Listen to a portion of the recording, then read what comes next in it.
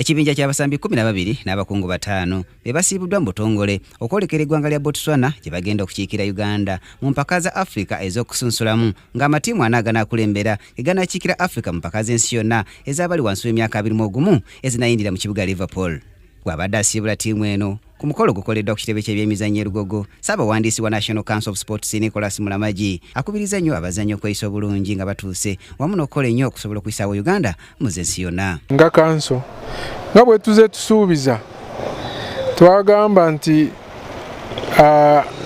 obuwagizi bwaffe obusinga bujja kutunuulira ku talanta ez'abaana abato abakyalimu omulamwa.